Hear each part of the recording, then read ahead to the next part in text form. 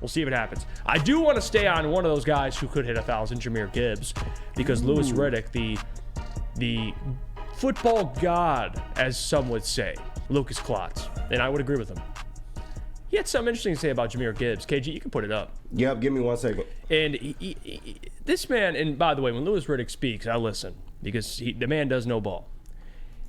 He came out and said that Jahmyr Gibbs could be an MVP candidate in 2024. He said Jahmyr Gibbs, and this is on X, per Louis Riddick, Jahmyr Gibbs is going to be a leading #MVP candidate in 2024. If you want to include non-quarterbacks in the discussion, he has every skill you could possibly want in a running back for today's game. Think about that for a second. Whew.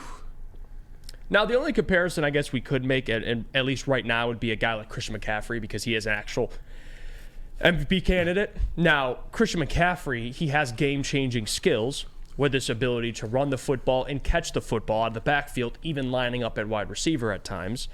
He's a complete offensive weapon. And Christian McCaffrey on a winning team, he's earned the right to be in the MVP conversation. But also, Christian McCaffrey can handle a heavy workload as well. That's the other thing. Life as a great running back in the NFL. Can't take the production without taking the punishment. That's how that works. Now, Jahmyr Gibbs, though, on the other hand, has game-changing speed and explosiveness. He does. The question, though, I have is, will he ever be as much of a receiving threat as Christian McCaffrey is and was? That's the only thing. And not that he can't. Trust me, I was a huge fan of Jahmyr in terms of his pass-catching ability and what he could do at lining up in the slot and just helping out in the passing game. But he just hasn't been used like that recently. And Christian has had a 1,000-yard receiving season in the NFL already. He has. And if you talk about the workload that Christian McCaffrey can handle, he also is a couple inches bigger than Jahmyr, and he's about 10 pounds heavier. So he's bigger than Jahmyr Gibbs. That would be the only two questions to me, Sam Flannel, is the receiving production and the workload he'd get. Because if you're getting 1,000 yards, and you're getting 1,000 yards receiving or close to, you have a ton of touchdowns. But, of course, you're going to get a ton of carries, and you're winning. I think he could be an MVP candidate. But here's the thing. For the time, he shares a backfield with David Montgomery. So that's not going to happen with split carries between the both of them. And I actually love how the Lions utilize both of their running backs. I don't have an issue with that at all, and I hope that doesn't change. I just don't think Jahmyr Gibbs would have the type of workload to win an MVP award. Not saying he doesn't have the skill set. I'm not saying that. I just don't think the Lions want to put that on him. I think they want him to have fresh legs for the postseason and just have fresh legs in general.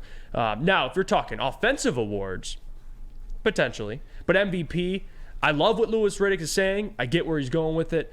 I just don't think it'll happen, given those two things. MVP is tough because running backs in this era just don't win it. The last running back to win it was Adrian Peterson, and that was the year where he rushed for over 2,000 yards. It looked like he was going to break the record for a minute. So I don't think that Jahmyr Gibbs is ever, well, I don't want to say ever, that his ceiling is really MVP candidate. You might say Offensive Player of the Year because that's happened a little bit more often, but even Offensive Player of the Year, it's happened 4 times since 2010.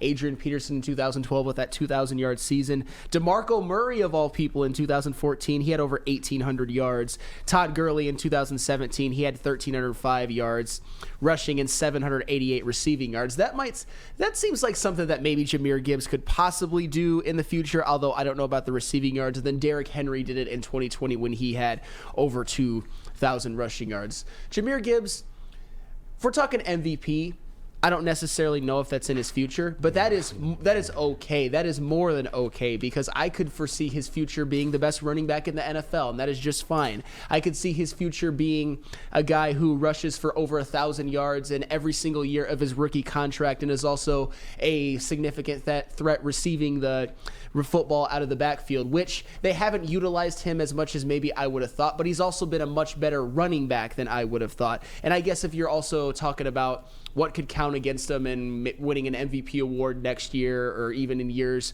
subsequent is, even though he's had such a great year this year, he's not even leading his own team in rushing yards. He's sharing a backfield with David Montgomery, and I think that's going to be the same going into next year, although I do think he is already the better back. I would say that Jahmyr Gibbs' ceiling is And this is a Lucas Klotzism. I got to give our fellow former comrade the credit on this one. He mentioned that Jahmyr Gibbs' ceiling or his comparable could be a guy like Jamal Charles. Remember that old Kansas City Chiefs running back? And that's all Lucas. And Jahmyr Gibbs even came on St. Brown's podcast and said he looked up to Jamal Charles and as a kid. That is not my words. Those are Lucas Klotz's. Because think about this. Jamal Charles, I would say the words that would best describe him: speed, shifty, big playability, underrated power between the tackles, hits the holes, runs with purpose, and is a pretty good receiver out of the backfield, although it took him a while to get to that, but still. I think those are all characteristics that Jahmyr Gibbs has displayed throughout his rookie year. And one thing that Jamal Charles did throughout his career that is notable is he averaged for his career 5.4 yards per carry. He just had a flair for making big plays, and Jahmyr Gibbs has shown that as well. And I get it, Jahmyr Gibbs shares carries. He runs behind the best offensive line in the NFL, but when you watch him run, you see that it's sometimes him just making plays, him bouncing it outside, him cutting back, him juking out, getting a couple of extra yards by actually like finishing the run instead of running out of bounds. Those are all things that Jahmyr Gibbs has shown he is capable of doing, and I think that is more Jahmyr Gibbs' future, because Jamal Charles, he had 5 seasons in which he rushed for over 1,000 yards and had 5 yards per carry or more. Yeah, injury's the only thing that derailed him. Injury's the only thing that derailed him, and I think that that's something that Jahmyr Gibbs could maybe achieve in his future, and that would be just excellent for the Detroit Lions if he becomes like a Jamal Charles. Dom Rivera 88 says, Jeff, did you just say that Gibbs has to touch the ball to get stats? Sounds familiar. Jesus Christ. No, but in all seriousness, and he does lead the NFL in 20-plus yard rushes. Yeah. Also leads the NFL in yards per carry over ball carries who have over 100 carries. And that makes sense, right? If you get the most big plays, you're going to also lead the NFL in yards per carry. But it's not even just that. He's also been getting consistently those 6-7 yard runs between the tackles as well. It's not just Monty. That's why I like how the Lions have been using him. It's been a change of pace thing with him and D-Mont, and it's been working. I also want to say this, and Herman Moore. By the way, the heavyweights do a great job, and I want to give those guys a shout out, man. I love those guys, Spencer and Easy, of course Chris, and of course and KG's been helping out heavyweights too in the sound booth. JB's been out, but those guys do a great job, and they have Herman Moore on, I believe, every Tuesday. So if it's 5 o'clock and you're chilling, you want to tune into some Herman Moore, or late at night, it'll be on our YouTube. You can check that out. Herman Moore spoke about kind of Jahmyr Gibbs because Easy was, he's giving him some love, and he was talking to Herman about how excited he is for Jahmyr, and rightfully so. And Herman brought up the offensive line, and he's like, this cannot be understated, how good they are. Yeah. And he mentioned how Jahmyr could be a top 10 talent, but the offensive line with production could push him even higher. Does that make sense? Like, he's already a talented player, but the offensive line just makes him even better. And that's such a great point.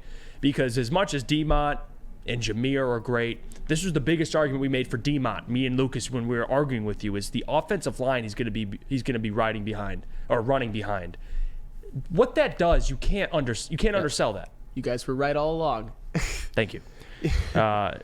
No, but and that's why. Thank you for that. And that's why I think Jamal Charles. Incredible. Yeah, Jamal Charles might seem like a lofty comparison, but when you consider the offensive line that Jahmyr Gibbs is running behind, and I think some of the players are there for the long haul, like Penei Sewell, for example. I don't see the offensive line slowing down anytime soon, although they might lose some players in the future. That is one of the reasons why I think he could be a guy that Jahmyr Gibbs averages 5 yards per carry consistently if he can continue to get those big runs. And we'll see how he can hold up when he gets a bigger workload, because I think that will come next year for sure, and maybe at the end of this year, because the Lions need him to show out if they're going to do any damage in the playoffs. We'll see then if he can actually become like the Jamal Charles style back, but I will not bet against him, because I doubted him a little bit when the draft pick was made, and look how I look now.